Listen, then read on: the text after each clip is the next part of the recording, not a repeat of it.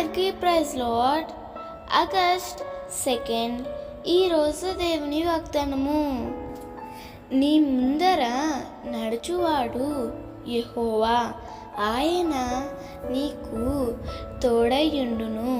ద్వితీయోపదేశకాండం 31:8. అప్పటి వరకు ఐగుప్తు నుండి యోర్దాను యువతల వరకు మోషే నాయకత్వంలో ప్రజలు నడిచారు. మొదటి తరం వారందరూ అరణ్యంలో రాలిపోయారు. రెండో తరంలో మిగిలిన ఇద్దరిలో ఒకడైన యెహోషువతో మోషే ఈ మాటలు చెప్తున్నాడు.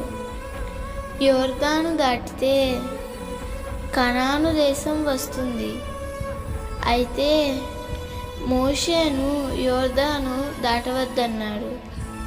కనానులో స్వాస్యం పొందాలంటే ఆ దేశంలో ఉన్న తిరుగుబాటు స్వభావం కలిగిన వారందరినీ దూరపరచాలి. కానీ ఇశ్రాయేలీయులకు ఆ సామర్థ్యం లేదు.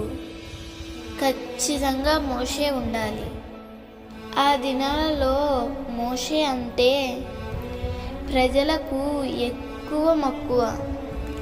మోషే అక్కడ ఉన్నాడు కాబట్టి దేవుడు అంటున్న మాట, నీకు ముందుగా నేను వెళ్తాను, భయపడకుము అని అభయమిస్తున్నాడు.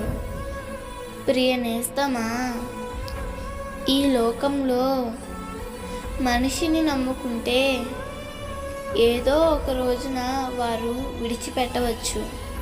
కానీ దేవునినే నమ్ముకొని ఆయననే నీ ముందర నడిపించినట్లయితే అన్ని విషయాలలో విజయం నీ సొంతం అవుతుంది. దేవుడు ఈ వాగ్దానం నీ జీవితంలో నిశ్చయముగా నెరవేర్చునుగాక. ఆమెన్. ఈ వాగ్దానం మీకు దీవెనగా ఉన్నట్లయితే తప్పకుండా మీ బంధువులకు, స్నేహితులకు షేర్ చేయండి, లైక్ చేయండి, ఆమెన్ అని కామెంట్ చేయండి. ప్రభు పనిలో పాలుభాగస్తులు కండి.